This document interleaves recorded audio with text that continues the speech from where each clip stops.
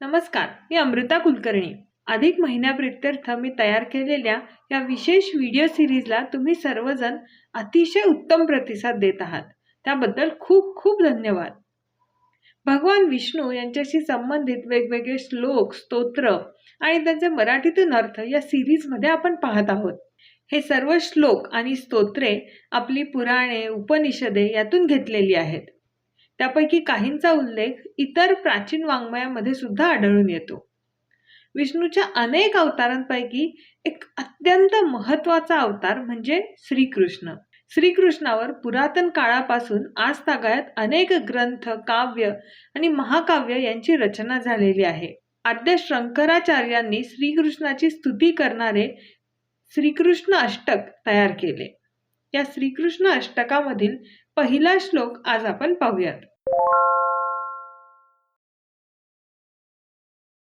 वसुदेवसुतं देवं कंसचानूरमर्दनं देवकी परमानंदं कृष्णं वंदे जगद्गुरु. वसुदेवसुतं देवं, सुत म्हणजे पुत्र. वसुदेव सुतं देवं, जो वसुदेवाचा पुत्र आहे. वसुदेवाचा पुत्र म्हणजेच वासुदेव. कृष्णाला आपण वासुदेव या नावाने देखील संबोधतो. वसुदेवाचा पुत्र म्हणून तो वासुदेव. देवम, जो देव आहे. देव म्हणजे जो दिव्य गुणांनी युक्त आहे असे ते देव. आणि हा कृष्णाबद्दल आपण इथे बोलत आहोत की जो वसुदेव सुत आहे, म्हणजे वसुदेवाचा पुत्र आहे, देव आहे. कंस चानूर मर्दनम. आता आपल्याला हे माहिती आहे की श्रीकृष्णाने त्याचा मामा कंस ह्याचा वध केला. पण इथे उल्लेख आहे की कंस चानूर मर्दनम, म्हणजे कंस आणि चानूर ह्या दोघांचाही श्रीकृष्णाने वध केला असा इथे उल्लेख आहे. कंस आपल्याला माहिती असतो, पण हा चाणूर जो आहे हा कंसाचा एक मल्ल म्हणजे पैलवान होता. श्रीकृष्णाने प्रथम हा जो चाणूर आहे याला मल्लयुद्धामध्ये हरवले, त्याचे निर्दालन केले आणि त्याच्यानंतर मग कंसाचा वध केला.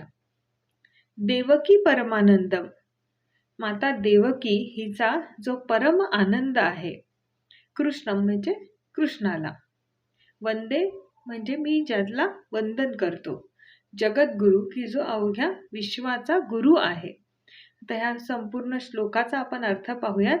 वसुदेव सुतं देवं कंसचानूर मर्दनम देवकी परमानंदम कृष्णम वंदे जगद्गुरु.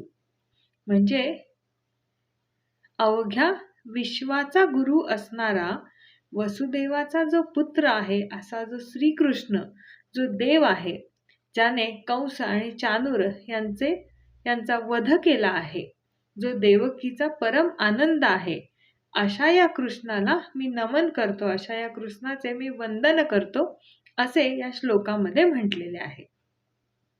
आजच्या व्हिडिओमध्ये आपण श्रीकृष्ण अष्टकामधील पहिला श्लोक आणि त्याचा मराठीतून अर्थ समजून घेतला.